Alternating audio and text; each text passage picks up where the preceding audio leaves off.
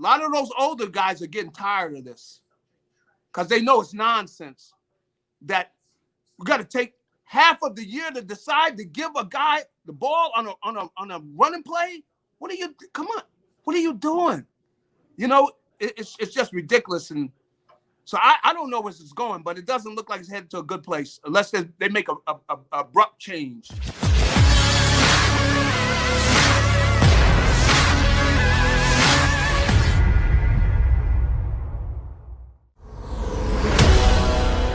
Garry Cobb right now and get Gary's thoughts on this whole thing here. And I'm going to say this, Gary, you know what, dude? I gotta flat out tell you, man. Okay, I'm not going to blame the players so much here on this one here. When they were constructing the coaching staff to put this staff together, didn't anybody in the front office go like this, Gary? Gee, man, there's no experience on this coaching staff. Everybody looks like they're coming out of grammar school. I appreciate your help. I mean, can these guys drink legally in Philadelphia? Didn't anybody think that was a good idea, that putting the staff together? Because I watched a football team that just wasn't prepared against the Raiders. What says you? Well, that's one of the problems is, you look at there's no experience, and they just seem like they went, how young can we go? The special team coach is 29. Some of these guys, they don't even shave yet. I mean, you're wondering, I don't want to walk in there in the locker room and see he doesn't even have any hair down there yet. You know what I mean? It's ridiculous. And it's really shown because one of the things defensively is just you're setting, Hall of Fame numbers. 30 for 33. Nobody completes 30 out of 33 passes. Come on, that's ridiculous. 90% of the passes, and they're missing their number one receiver. The tight end was out. Another guy stepped in. The thing about it is certain things they don't do. Like, for instance, don't give the other team too much credit. Move around a little bit before the snap, or you're just telling them exactly what you're in. They go, they're almost like no, coach told us we got to go right where we're supposed to be. So they line up exactly in what they're going to do to make sure the other team knows. So an experienced quarterback is definitely going to know what you're doing. If you never show him some looks, you come up and you give him a look like you're going to blitz him, and then you get out of it. You at least make him guess a little bit. And if you don't do that, that's not professional football. Come on, you're not in Bantam League, midget league football where the kids are out there and everybody's wondering, do we tackle all the way to the ground? It's just ridiculous that they would be that pathetic. And I got to go after the coaches, man. You don't see these guys. They don't know the essence of moving around. And you talk in the huddle, say, hey, we're going to give them a blitz look. We're going to get out of it. We'll come back into the zone. But at least we're going to give them a look. And they just seem like that they can't do some things to give different looks, but that's part of playing in the NFL. And the better you get at it, the better defense you have. You got to be able to show them this, and you're doing that. And then you show them another look, and you're doing something else. That's part of being a pro, but they haven't pushed that. And then the other thing is, if you're going to play zone, like Tampa used to play a great zone, when they had their great defense, but they didn't play straight zone. They played man in the zone, meaning like there's a guy in your zone, you get on him. You don't stand there and watch him catch the ball. So that way you play man in the zone, you take away their deep stuff, but we don't just give them the short stuff. We compete. And so that's what you're supposed to do. Really, it's kind of like in basketball. In basketball, the great teams, like in college ball, they play a zone, but it was a matchup zone. So if the guy was in your zone, you got to take him. And then if you see them try to flood a zone, you give the guy some help. But you got to be talking the whole time. And these type of things, they don't do. They're not talking very well. They play like they're stuck. So that's why the defense is having so much problems. But clearly, they didn't talk about any of this. So you got to blame it all on the coaches. That's not NFL coaching. Offensively, a lot of the points they scored, they're making games look tighter than they are. I tell you, I hated to say that last week when I was saying, there could be a one and done. This could be one and done. I mean, you really, when you're looking this bad, if they don't make a change, if they continue at this rate, like look how long it took them just to be able to hand the ball to Miles Sanders, making a big deal out of it. Give the guy the ball. How hard is that? Somebody gets on the thing. Hey, give Miles the ball. How hard Absolutely. is that? Gary, I want to add this because everything you're saying is nails on here, but I think something else that's accentuating this here and this whole debacle in a toxic environment that, in my opinion, is in the front office here.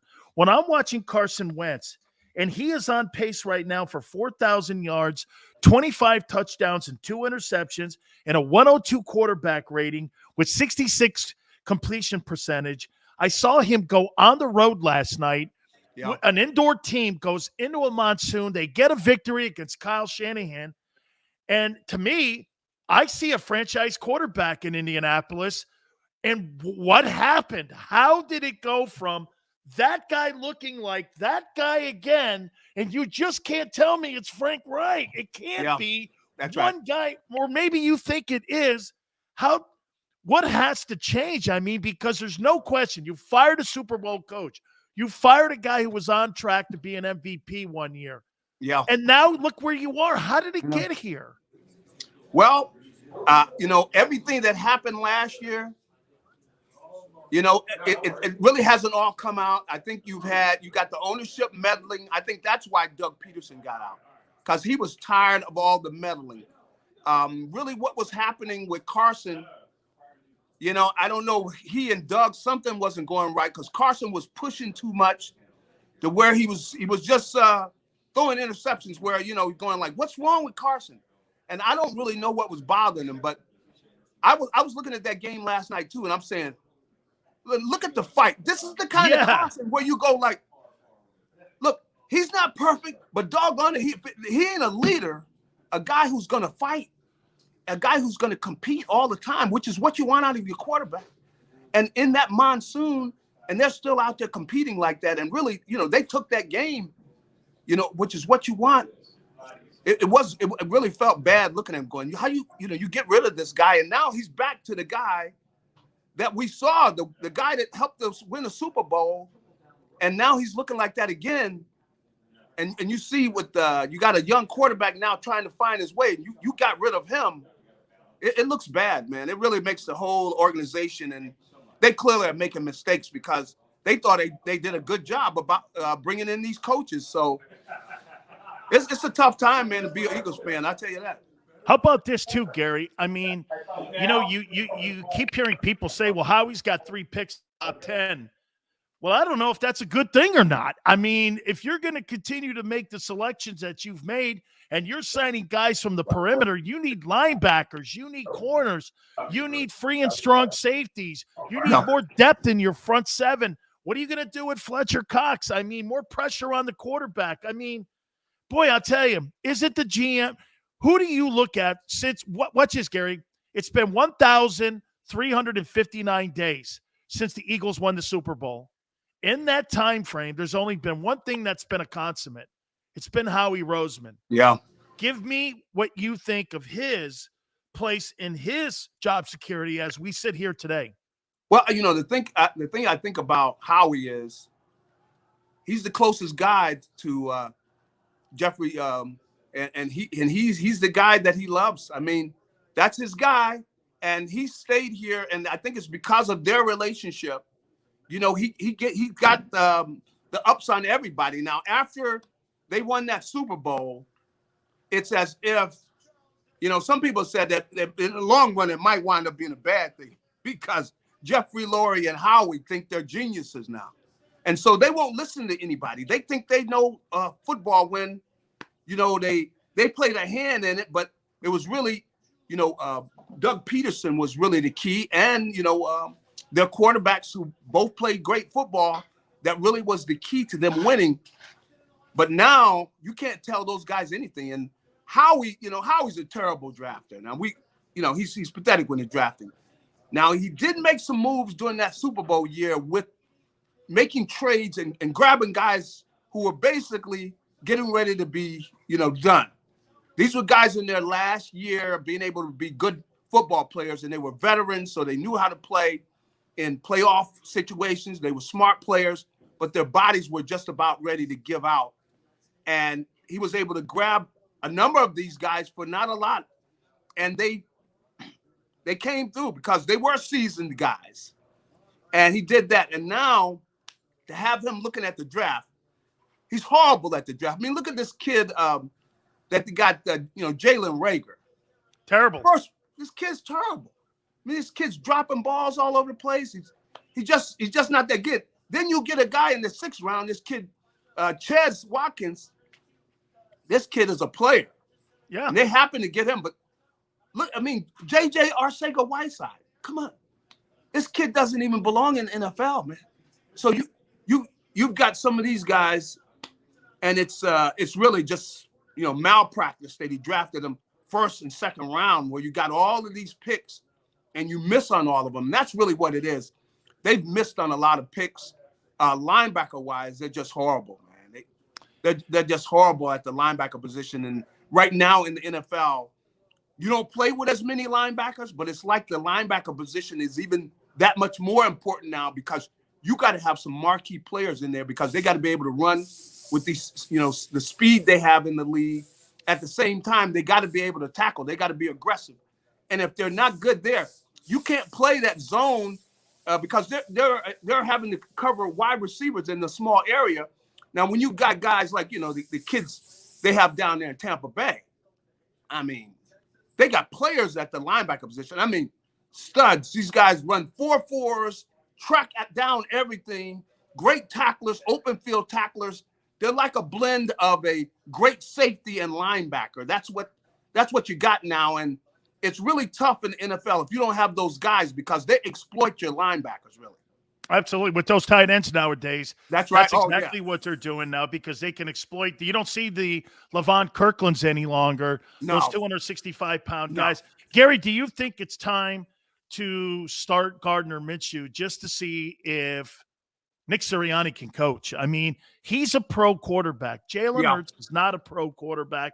I think, you know what? And I say this, and tell me if you agree or disagree with this. Mm-hmm. Look what Joe Burrow has done in Cincinnati. They go into Baltimore, Gary. Embarrass the Baltimore. Brakes. They beat the brakes off them. Yes. Cincinnati. This guy Burrow has changed the culture in Cincinnati in a year and a half. That's a franchise guy. I don't need to see 28 games to determine what that guy can do. That's right. I don't need to see any more games with Jalen. I know he's not a frontline guy. Yeah. So do you put a guy in that's a quarterback that can play the position in the league? Well, it depends on what you want to get to. Now, you're going to find out more about the coach. Yeah. But this whole thing with, I don't know what they're going to do with Jalen, but, he does miss throws. You just can't miss on the NFL level. You can't miss those throws, so, and then, I don't understand the whole thing offensively they're doing. So it could be something they think about that will help them look at everybody else. See, because they got to identify what players they have. And if you got somebody there at the quarterback position that's not really getting it done, in some ways it can not allow you to look and see, well, what talent do we have? Because for most of the games, the last few games, they do nothing most of the game. The offense does nothing, where you can't even get a judgment on what other kind of talent you have. So, I hate to say it. I mean, I've been looking at it, but the kid just struggles to make ordinary NFL throws. He really does. And till he starts making those throws, you can't really say that he's a guy you can say is a big time NFL quarterback. So that's what he's working on. They really need to find out about these coaches too, because Nick Sirianni, I tell you, I'm really disappointed in what they're doing, and you can't help. I know sometimes you can exaggerate and everything, but you look at this group, you can't really say they're playing NFL football. Really, be honest with you. No, it's not an NFL to me, team.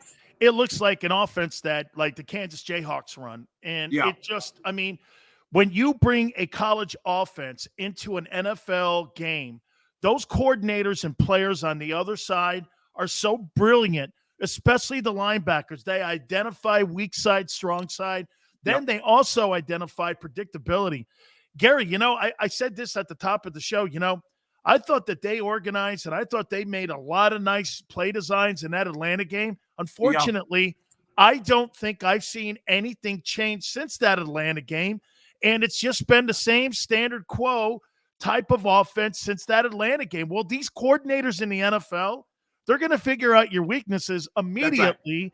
They're going to find out your predictability immediately. Right. Yeah. And the more this goes on, right, the worse this is going to look because you don't have the personnel or the capability of moving the sticks. Now, I'll tell you this. I will give them credit. On the first drive yesterday, they put Jalen under center, and they ran an NFL offense. They ran the ball mostly. If you got an offensive line that's going to let you run the ball, you're doing the other team a favor by saying, no, we're going to run RPOs, and you never hand the ball. So they put Jalen under center, and they ran it. But, when they got the ball back, you know what they did? They abandoned all of that, dropped them back, and started running RPOs again. Come on, you got to be kidding. But there definitely is some malpractice going on there. And see, I can't really say it's Nick because I saw him run a NFL offense in Indianapolis. So I don't know what they're doing. Either he's trying to do this for Jalen, because Jalen did run RPOs at Oklahoma. Yes. And I was looking at some tape of the RPOs.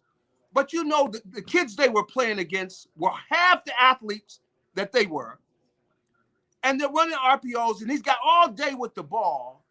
And guys are running wide open. That's not NFL football. Guys are going to adjust to what you do. They're not going to let you just go up and down the field unless you're the Eagles defense. Hey, November 2nd, Garry, is the trading deadline. Do you think the front office has waved the white flag and you'll start seeing massive movement here trying to field calls for Fletcher Cox? Because that team right now is not going anywhere. Now you hear what Fletcher said. Fletcher spoke out, too, against the defensive coordinator, said he doesn't like the way they're using him. He also came forward and says his job is not defending the screen and draws. His job is to get to the quarterback. That's what they asked him to do, get the quarterback. I saw him getting an argument with the defensive line coach, and he must have been telling him, you got to look out for that screen, the screen. Yeah. He said, I'm not looking out for the screen. I'm rushing the passer. So something's going to give one way or another, and it could be a point where he might have said that trying to get out. You know what I mean? Yeah, no. I mean, coaches and players, especially when they're not on the same page. Do you agree? Now, you and I could go back to this because we were there together. Mm-hmm. You and I, when we were in Dallas and Jimmy Johnson went in there and he had veteran guys in the room, he fired every single guys from Tom Rafferty to Danny White to Randy White, got rid of all those guys because you know why? They had the fundamentals and the beliefs of Tom Landry. That's right. And you and I sat there and watched this whole thing as like the only guy left was our boy Ed Jones. And I mean, a few other guys, Everson Walls. I'm at a golf tournament now, and Ed is here. You make sure you tell that dude, we love him. Okay. I love Ed. Ed is one of our. Ed is here, and Everson Walls is here, and all of the Giants. All the wait a minute, Garry. Yeah. Here's. So Crawford Kerr takes me over to Ed Jones's house. Yeah. And I'm sitting there. I go, where's Ed? He goes, oh, he's in his room. I'm like, what do you mean he's in his room? I'm not going in a guy's room. He goes, no, you like this. Ed Jones has his big hot tub in there, 72, and his helmet. And I'm going, and there's like 70 girls in Ed. He goes, you want to come in? I go, I don't know. Anyway, going forward with the Eagles, okay? Yeah. Where are they going? Here, Garry, got this. I feel more confident in Dan Campbell and what he's doing with that 0-7 Lions team. You're right. Than I do watching what Sirianni's doing with the Eagles. I feel good about Detroit. That's right. I don't think they're going to win this game against Detroit because Detroit's playing their asses off every single game. Yes, they are. I mean, you can't lose to an 0-7 Lions team. Progress. You see they're making progress because you got to have coaches, first of all, going to be honest with guys. First of all, they got to know what's needed on the pro level. Then they got to be honest with a guy and go, hey, look, if you can't do this, you can't play here for us. And make it very clear. This is what we need at this position. And so, they got to be that way with Jalen Hurts. They got to be that way with the rest of the guys on that team. I don't see that yet over there. It's almost like some of the nonsense that, he talks about, and it's not really so much nonsense, but he talks about it so much that, he's got his, they have their 5 principles or whatever, connecting and everything. Yeah, he's gonna be connecting with the unemployment line if he keeps it up, man. Because I'm seeing some ugly stuff and people are really getting irritated. And you can see the older guys on the team aren't liking it. When you see what Jason Kelce with the way he was getting upset out there. A lot of those older guys are getting tired of this because they know it's nonsense that we got to take half of the year to decide to give a guy the ball on a running play. What are you doing? It's just ridiculous. And so I don't know where this is going, but it doesn't look like it's headed to a good place unless they make a abrupt change. So do you think it's more? How about this? And I'm going to start asking you this on a sliding scale here. You think Sirianni's job safety is what right now? If on a scale of 1 to 10 for him being fired, where do you think that sits right now? With 10 being the highest? 10 being the highest. I'd say he's at 6. Wow. I would for a say first-year guy. Yeah, wow. I mean, because it's not NFL football. They've done so many things that you really can't give them. I mean, they've been blown out. And then you got to, with his coaching has been horrible with the offense. And then defensively, I know that some of the guys are into the stats, that with the Eagles and everything. But they have broken records with the quality that the opposing quarterbacks have had completions against them to where they're breaking records. I mean, like these records are going on back to, to the 50s. And the Eagles defense has been that horrible. And we know how bad their offense has covered over stuff because they get garbage points. It's 30-7. Then you get some garbage points late in the fourth quarter and go, well, it was 33-22. No, that game was really 30-7. That's really what that game was over. You guys got dominated. The entire game when it was on the line, you guys couldn't even get a first down. Is this the worst Eagles defense in a decade? Right now, yeah, yes, it is. This is the best. This is the worst 6-game stretch because the quarterbacks they played, Mahomes had a career day. Well, he's had some great days. Of course, you got Brady, Mahomes, Brady, the kid in Carolina. He's horrible. So Sam Darnold. Yeah, Sam Darnold. And then, yesterday, 3 quarterbacks having basically getting bored completing passes against them is so easy. Getting bored.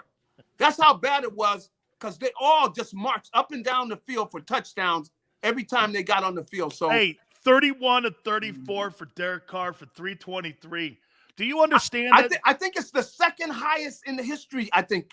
He had 2 throwaways. He had 2 throwaways. 2 throwaways. Hey, Gary, I got to run, my friend. Thank you deal. so much for finding time for us. Thank you. All right, man. Garry Cobb from Fox 29. We're going to get to all you guys' thoughts. Everybody's pissed off right now, rightfully so. Where do they go from here, the Eagles? And we'll take a look at Week 7 of the NFL, plus some college football news. Keep it right here on the National Football Show.